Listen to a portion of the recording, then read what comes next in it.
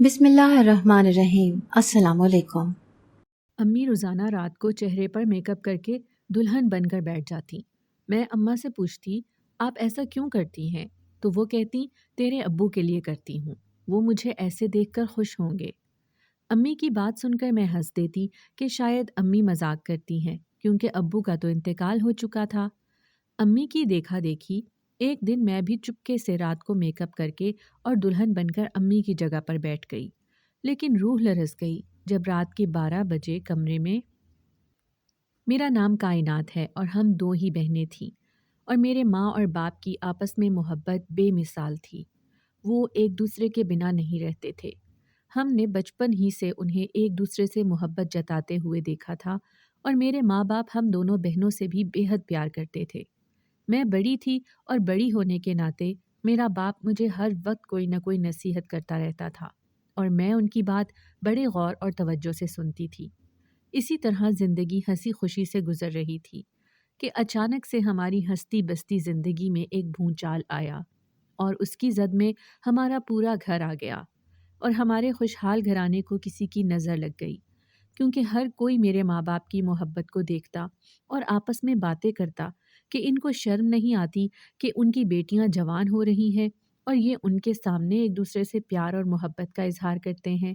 میرا باپ واپڈا کے محکمے میں سرکاری ملازم تھا، اور جہاں کہیں بجلی کا کوئی مسئلہ ہوتا تو میرا باپ اس کو حل کرتا۔ ایک دن ایسے ہی وہ کھمبے پہ چڑھا ہوا بجلی کا کام کر رہا تھا کہ انہیں کرنٹ لگ گیا۔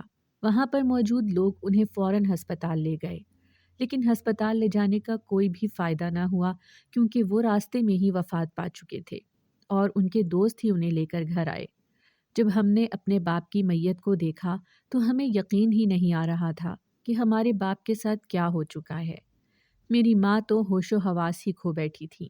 وہ تھوڑی دیر کے لیے ہوش میں آتی اور میرے باپ کو پکارنا شروع کر دیتی اور پھر بے ہوش ہو جاتی۔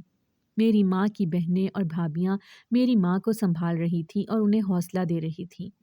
اسی طرح میرے باپ کے بھائیوں نے اور دیگر رشتہ داروں نے میرے باپ کی تدفین کا انتظام کیا۔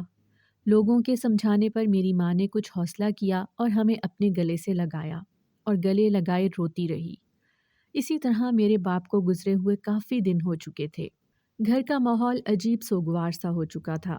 ہمارے گھر میری دادی، نانی اور میری خالہ کافی دن رہے، پھر آہستہ آہستہ سب مہمان اپنے اپنے گھر روانہ ہو گئے، لیکن جاتے ہوئے انہوں نے میری ماں سے یہ کہا تھا کہ اگر تمہیں کسی بھی کام کی ضرورت ہو تو تم ہمیں بلا جھجک فون کر سکتی ہو، تم خود کو اکیلی مت سمجھنا۔ اس طرح ہم دونوں بہنیں کافی عرصے بعد اسکول جانا شروع کر چکی تھیں، اور اب میری امی بھی کافی سنبھل چکی تھیں، لیکن وہ باہر کسی کام سے نہیں جاتی تھیں، نہ ہی کوئی سودا سلف لینے جاتی تھیں، کیونکہ وہ عدت میں تھیں۔ جب میری ماں کی عدت ختم ہو گئی تو انہوں نے گھر کا سودا سلف لانے کے لیے باہر جانا شروع کر دیا تھا۔ اسی طرح وقت گزرتا رہا اور میرے باپ کو فوت ہوئے 1 سال ہو چکا تھا۔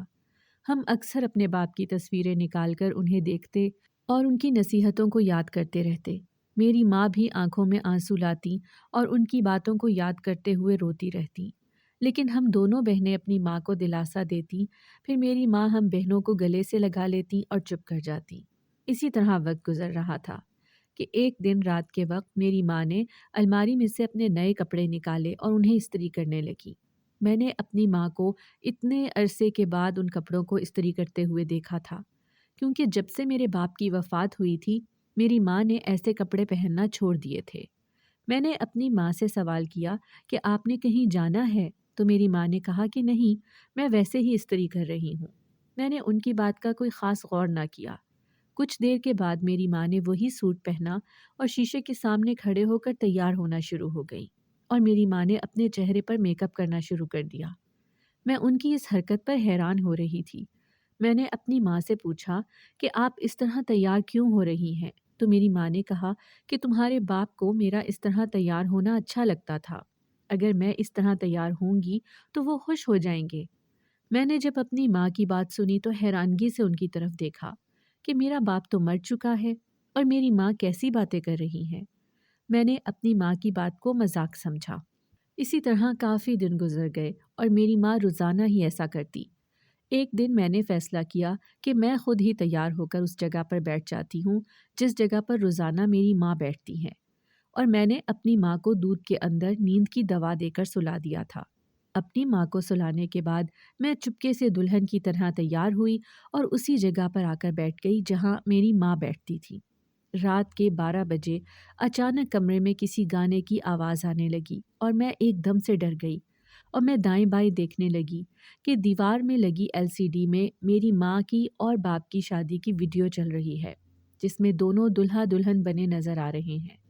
جب میں نے وہ ویڈیو دیکھی تو میری آنکھوں میں آنسو آ گئے کہ میری ماں میرے باپ کی یاد میں روزانہ اسی طرح تیار ہوتی ہیں۔ ابھی میں ویڈیو دیکھ ہی رہی تھی کہ مجھے دروازے پر میری ماں کھڑی نظر آئی، اور میں حیران ہو رہی تھی کہ LCD خود بخود کیسے چل گئی ہے۔ تو میری ماں نے ہاتھ میں ریموٹ پکڑا ہوا تھا۔ وہ کہنے لگی کہ جب تم دودھ میں نیند کی دوا ملا رہی تھی تو تب میں نے تمہیں دیکھ لیا تھا۔ میں یہ دیکھنا چاہتی تھی کہ تم یہ سب کچھ کس لیے کر رہی ہو۔ جب تم میری طرح تیار ہو کر یہاں آئی تو میں نے سوچا کہ میں تمہیں دکھاتی ہوں کہ میں روزانہ ایسے کیوں تیار ہوتی ہوں، اور ساتھ ہی وہ رونا شروع ہو گئیں۔ میں نے اپنی ماں سے کہا کہ آپ مجھے معاف کر دیں۔ میری ماں نے مجھے گلے لگایا اور کہا کہ تمہیں معافی مانگنے کی کوئی ضرورت نہیں ہے، آئندہ سے میں خود کو سنبھالوں گی تاکہ تم لوگوں کو کوئی پریشانی نہ ہو۔ اس طرح آہستہ آہستہ میری ماں نے خود کو غم سے نکالنا شروع کر دیا اور نارمل زندگی کی طرف لوٹنا شروع ہو گئی۔ اگر آپ کو ہماری آج کی کہانی پسند آئی ہے تو اسے لائک کریں، شیئر کریں اور چینل کو سبسکرائب کرنا مت بھولیے گا۔